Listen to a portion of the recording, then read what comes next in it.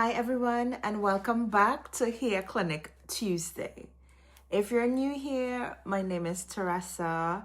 I'm a Christian, a single mom, and I've been on my own healthy hair journey for several years after losing significant amount of hair following surgery, medication, and chronic illness. One thing I've learned is that growing healthy hair isn't about finding one miracle product. It's about understanding your hair, creating healthy habits, and being patient enough to let those habits work. Today's question is one I receive almost every week. My hair just won't grow. What am I doing wrong?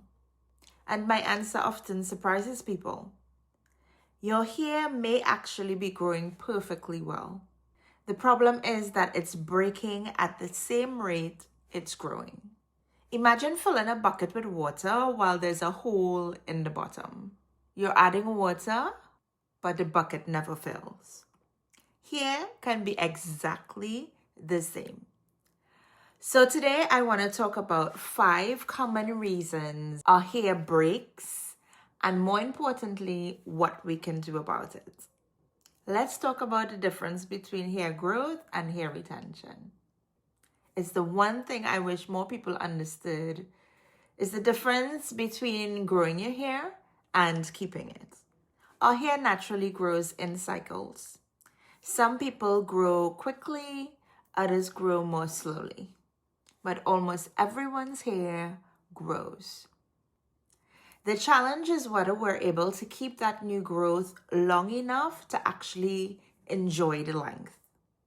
For me, after surgery and being on medication for years, my hair became incredibly fragile. I'd see little hairs all over the sink, in my brush, on my clothes. It felt as though my hair wasn't growing at all. Looking back now, I realize it was growing. It just wasn't retaining it. Now that changed everything for me. Instead of chasing quick fixes, I started focusing on protecting the hair I already had. Now here are 5 common causes of hair breakage. 1. Too much heat without protection. Heat isn't the enemy, poor heat habits are. Straighteners, curling ones, blow dryers. Used correctly, they can be absolutely fine.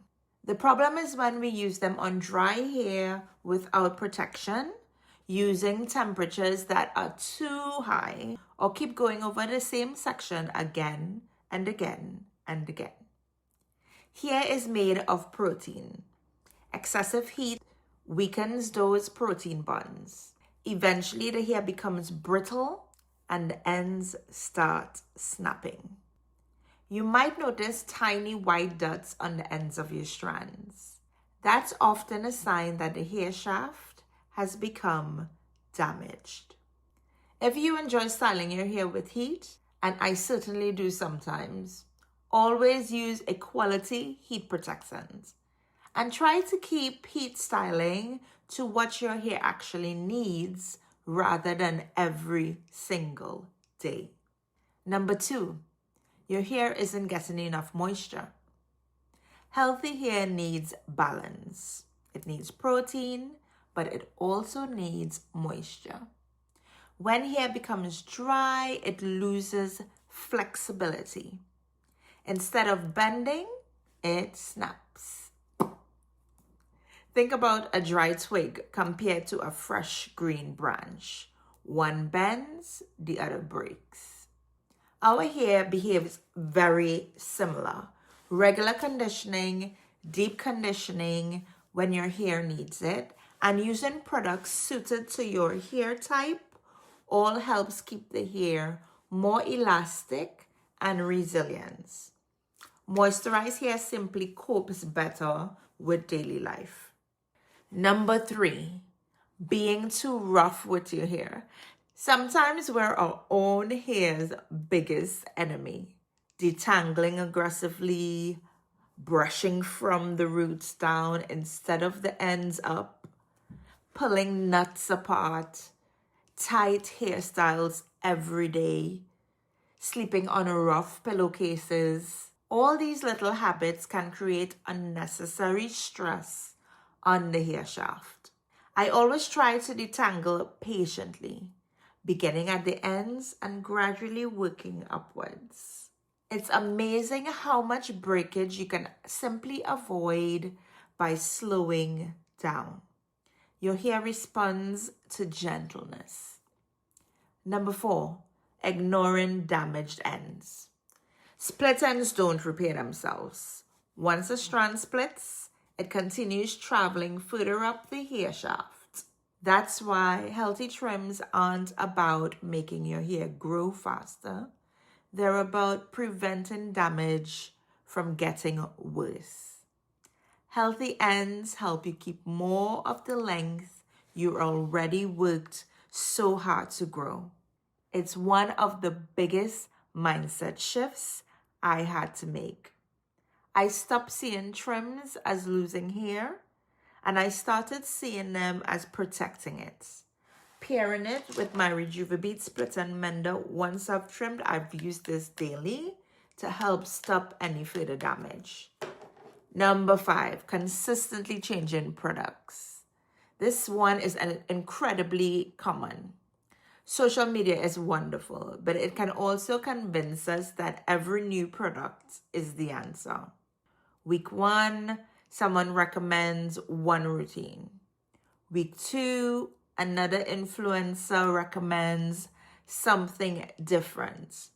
Before you know it, your hair never has time to settle into a consistent routine. Healthy hair isn't built through product hopping.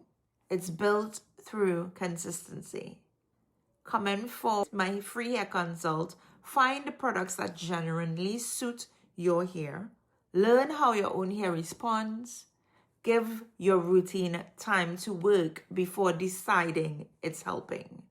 Consistency almost always wins. Now here's what helped me the most. If I had to narrow everything down to the things that made the biggest difference for me personally, these would be at the top of the list. The first was understanding that healthy hair starts with the scalp. We spend so much time looking at strands we can see, but healthy hair begins underneath the surface. Keeping my scalp clean, looking after it consistently, and paying attention to its health made a noticeable difference over time. The second thing was committing to one routine instead of constantly searching for something new. Once I found products that worked well for my hair, I stopped chasing every trend and allowed consistency to do what consistency does best. That gave me the confidence to actually understand what my hair liked. The third thing was protecting my hair rather than constantly trying to fix it.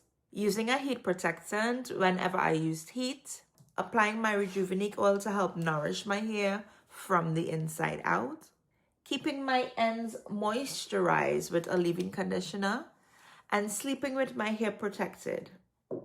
These small habits don't seem exciting in the moment, but together they make a huge difference. Finally, and this probably won't surprise anyone who knows me, I had to learn patience. We live in a world that wants instant results. Healthy hair doesn't work like that. Neither does faith. Some of the most important growth happens quietly, long before anyone else notices it. There were months where I looked in the mirror and thought nothing was changing. Then one day I realized my hair felt stronger, my ends looked healthier, there was less in my brush. That's when I realized healthy hair isn't built overnight. It's built one fateful decision at a time. If you've been feeling discouraged because your hair doesn't seem to be growing, don't lose heart. It may not be that your hair isn't growing. it may simply need more protection than it's currently getting. Focus on healthy habits. Be patient with yourself. Celebrate the small improvements because those small improvements become big transformations over time. If you've enjoyed today's episode, don't forget to like this video, subscribe to the channel, and share it with someone who is trying to grow healthier hair. And I'd love to know in the comments, which one of these 5 causes of breakage surprised you the most? Thank you so much for watching, and I'll see you next Tuesday for another episode of Hair Clinic Tuesday.